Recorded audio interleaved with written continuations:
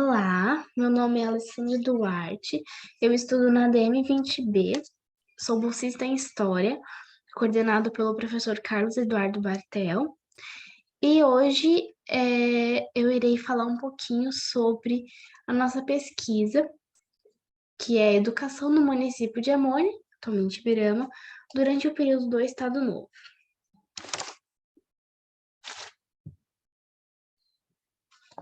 Bom, para começar, eu vou falar um pouquinho sobre o que foi o Estado Novo. O Estado Novo foi um regime político instaurado por Getúlio Vargas, que durou de 1937 a 1945.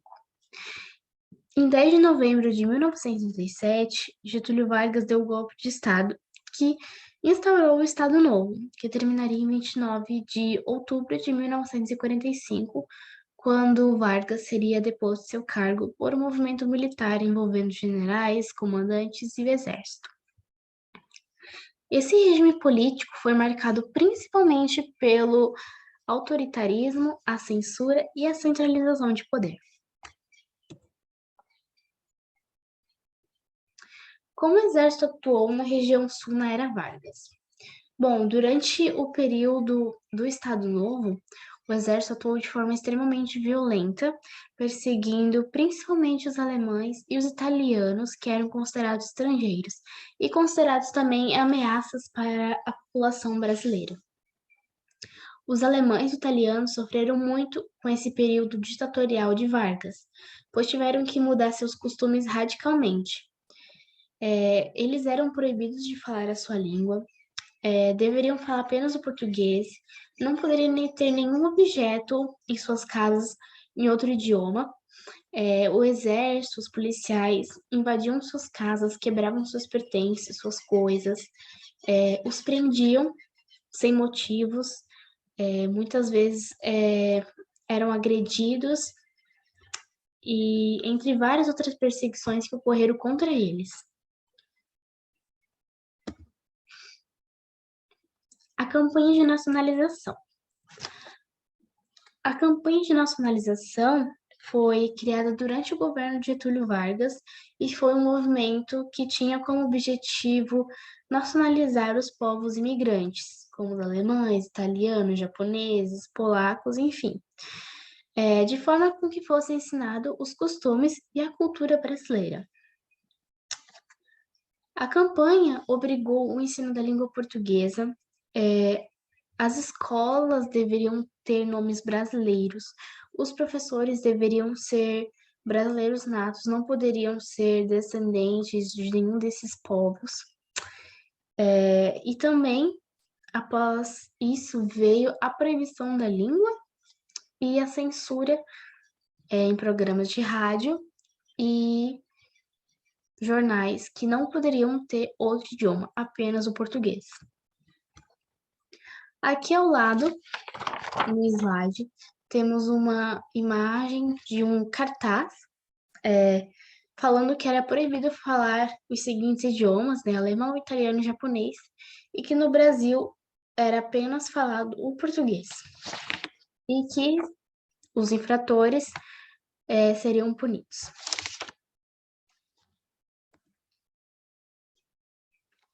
O início da campanha de nacionalização. Bom, a campanha de nacionalização teve início com o general Meira de Vasconcelos, que reuniu 7 instituições para marcar o início dessa campanha. Ela iniciou no dia 10 de dezembro de 1937. E, para dar início, para marcar o início da campanha, foi realizada uma sessão solene que teve com a presença de 2 membros do Exército, o comandante Pinto de Oliveira e o capitão Adacto de Mello. A infiltração nazista dentro do país. Bom, o governo brasileiro via os estrangeiros como uma legião de metecos que precisava ser combatida. Eles eram vistos como súditos do eixo, e com o passar dos anos, essa perseguição se tornaria ainda mais forte, mais intensa, com a entrada do Brasil na Segunda Guerra Mundial, que estava lutando contra o eixo, que era Alemanha, Itália e Japão. o processo de formação de brasileiros estrangeiros. Bom, esse processo de formação de brasileiros estrangeiros, de acordo com as autoridades, deveriam começar em suas casas, ensinando a língua portuguesa e ensinando costumes e a cultura brasileira. Posteriormente, esse processo prosseguiria nas escolas, nas igrejas e associações diversas. A educação era o principal alvo da campanha de nacionalização. Sendo assim, eles achavam que, antes de construir novos cidadãos brasileiros, era necessário destruir a sua cultura, os seus costumes, e as suas raízes estrangeiras. A educação tinha como objetivo instaurar amor pela pátria e também os princípios de disciplina, como obediência, organização, respeito à ordem e às instituições. Nacionalização no município de Amônia. Bom, com o início da ditadura varguista, a campanha de nacionalização logo tomou partida no município de Amônia, que atualmente é Ibirama. Para começar essa campanha, foi realizada a substituição do prefeito integralista do município pelo ex-prefeito da cidade, que era apoiador de Getúlio Vargas.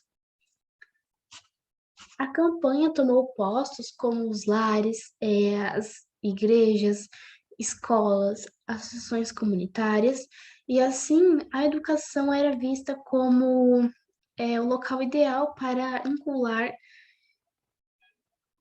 valores cívicos e patrióticos.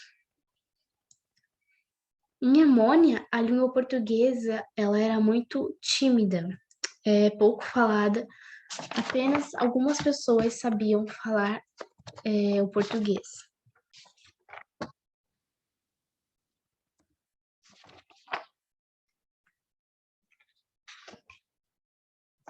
A presença do exército em Amônia.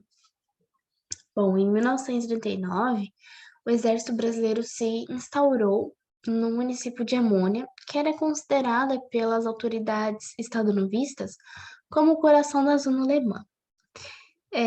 O exército fazia parte de um plano pedagógico que tinha como seu propósito nacionalizar a população local, a população do município, ensinando os valores cívicos e patrióticos. 2 escolas foram criadas no lugar de escolas alemãs. Em 1938, foi criado o Grupo Escolar Eliseu Guilherme, e no distrito de Getúlio Vargas, em 1941, foi criado o Grupo Escolar Gustavo Capanema. Em 1943, a região foi ocupada totalmente pelo Exército Brasileiro e, de acordo com a legislação nacionalista, o município teve que mudar seu nome de Amônia para Ibirama, que é uma palavra indígena derivada do tupi, que significa terra da fartura.